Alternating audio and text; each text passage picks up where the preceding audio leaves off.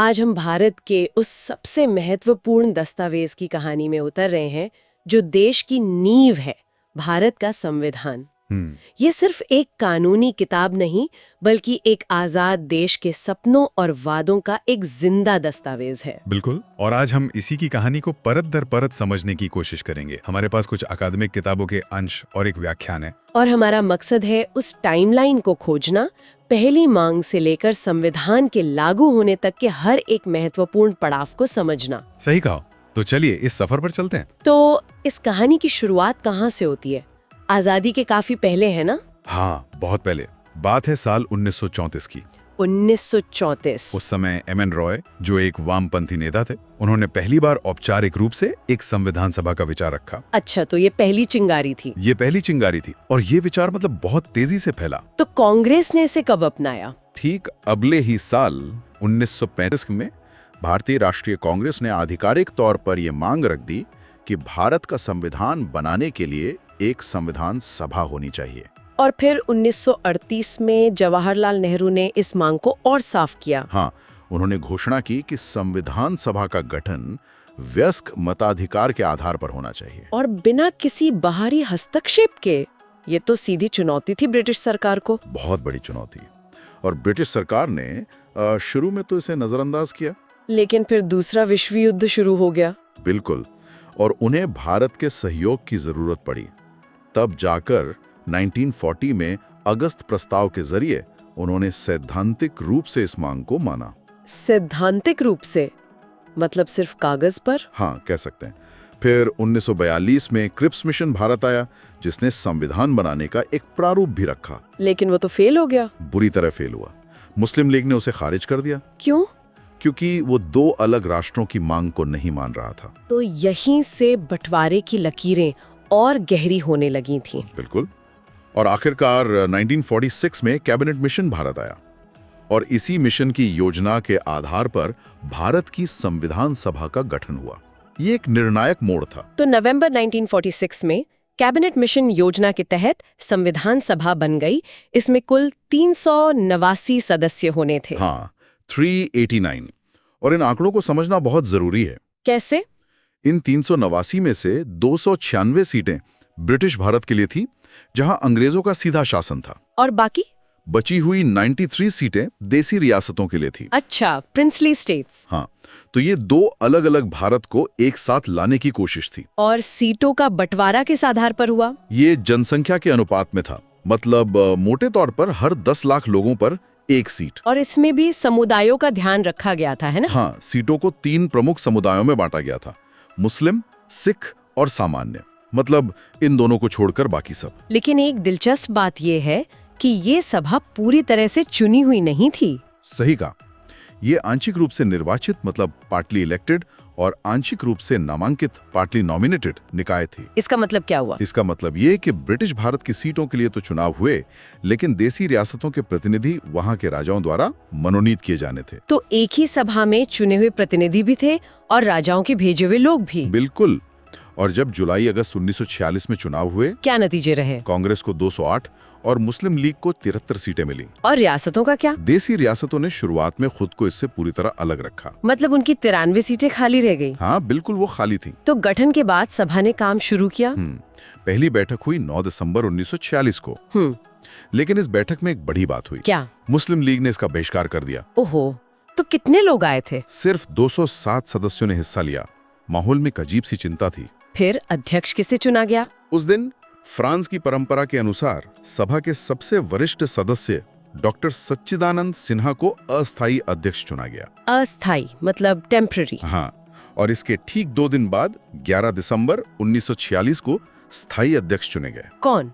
Doctor Rajendra Prasad, और उनके साथ एच.सी. मुखर्जी को उपाध्यक्ष चुना गया। और फिर आया वो ऐतिहासिक दिन 13 दिसंबर 1946। हाँ, जब जवाहरलाल नेहरू ने उद्देश्य प्रस्ताव यानी ऑब्जेक्टिव रेजोल्यूशन पेश किया। ये क्या था? ये इतना महत्वपूर्ण क्यों है? इसे आप संविधान की आत्मा कह सकते हैं।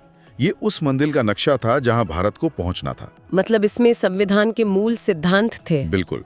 इसने भारत को एक स्वतंत्र संप्रभु गणराज्य घोषित करने का संकल्प लिया। इसमें नागरिकों के लिए न्याय, समानता और स्वतंत्रता की बात कही गई। और अल्पसंख्यकों के लिए? अल्पसंख्यकों, पिछड़े और जनजातीय क्षेत्रों के लिए विशेष सुरक्षा उपायों का वादा किया गया। तो जो आज हमारे संविधान की प्रस्तावना है वो यहीं से निकली है? हाँ, इसी उद्देश्य प्रस्ताव का परिवर्तित रूप आज हमारे संविधान की प्रस्तावना है और इसे 22 जनवरी 1947 को सर्वसम्मति से स्वीकार कर लिया गया। फिर 1947 में देश का बंटवारा हुआ और भारत आजाद हो गया। इस बड़ी घटना के बाद तो संविधान सभा की भूमिका में बहुत बड़े बदलाव आए होंगे। बहुत बड़े। 3 मुख्य बदलाव हुए। पहला क्या था? पहला, सभा एक पूरी तरह से संप्रभु यानी सॉवरेन संस्था बन गई। इसका क्या मतलब है? इसका मतलब ये कि अब वो ब्रिटिश संसद द्वारा बनाए गए किसी भी कानून को बदल या खत्म कर सकती थी। अब वो किसी के अधीन नहीं थी। अच्छा। और दूसरा बदलाव? दूसरा बदलाव और भी दिलचस्प था। संविधान बनाने के साथ साथ अब ये देश की पहली संसद भी बन गई। मतलब ये 2 काम एक साथ कर रही थी? हाँ, दोहरी भूमिका। एक तरफ संविधान बनाना और दूसरी तरफ देश के लिए आम कानून लागू करना। ये तो बड़ा अनोखा था। हाँ, जब यह संविधान सभा के रूप में काम करती तो अध्यक्षता डॉक्टर राजेंद्र प्रसाद करते और जब विधायिका के रूप में तो जीवी मावलंकर करते थे। और तीसरा बदलाव बंटवारे का सीधा नतीजा था। सदस्यों की संख्या। हाँ, मुस्लिम लीग के सदस्य जो पाकिस्तान के हिस्सों से थे वो अलग हो गए। इससे सभा की सदस्य संख्या 389 से घटकर 299 रह गई। अब संविधान बनाने का विशाल काम शुरू हुआ। इसे आसान बनाने के लिए समितियां बनाई गई थी, है ना? हाँ, कई समितियां बनी जिनमें 8 बड़ी समितियां थी। और इनमें सबसे महत्वपूर्ण कौन सी थी? निस्संदेह प्रारूप समिति यानी ड्राफ्टिंग कमेटी, जिसके अध्यक्ष डॉक्टर B.R. अम्बेडकर थे। बिल्कुल। इस समिति का गठन 29 अगस्त 1947 को हुआ था और इसका काम था संविधान का एक ड्राफ्ट तैयार करना। तो डॉक्टर अम्बेडकर ने सभा में संविधान का अंतिम प्रारूप कब पेश किया? वो तारीख थी 4 नवंबर 1948 और इसके बाद उस पर बहुत लंबी चर्चा और बहस हुई। कितनी लंबी? महीनों तक, हर एक क्लॉज पर, हर एक शब्द पर। और आखिरकार वो दिन आया। हाँ, 26 नवंबर 1949। हाँ, 26 नवंबर 1949 को संविधान को पारित और स्वीकृत किया गया।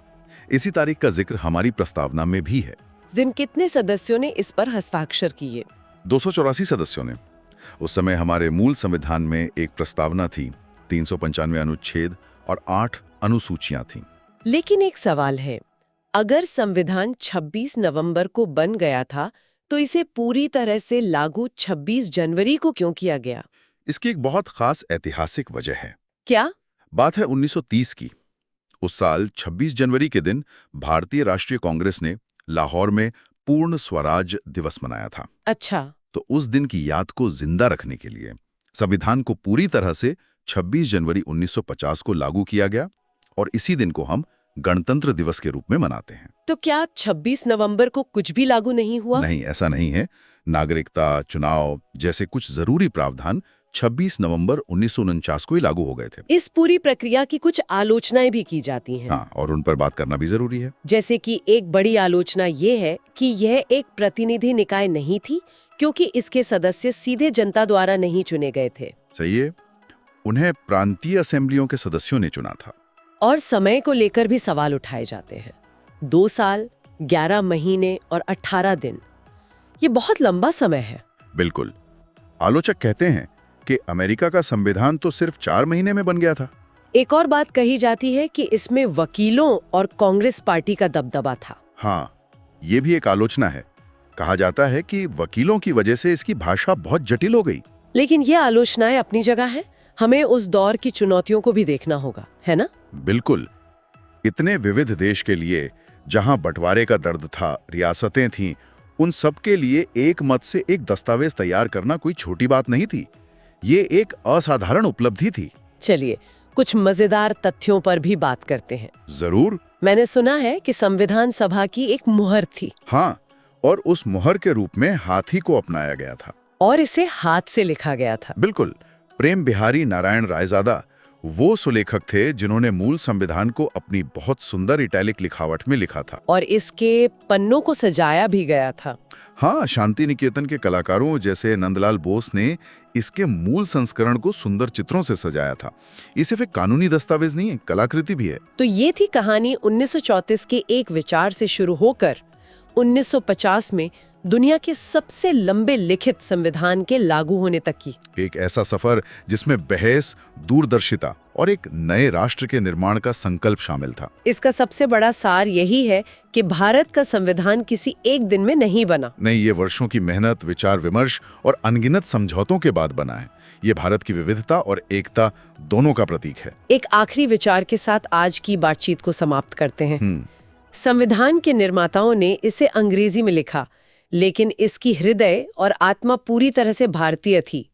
आज जब हम इसके हिंदी और अंग्रेजी दोनों संस्करणों को देखते हैं, तो ये सोचना दिलचस्प है कि भाषा किस तरह से किसी राष्ट्र के मौलिक दस्तावेज के अर्थ और उसकी पहुंच को आकार देती है।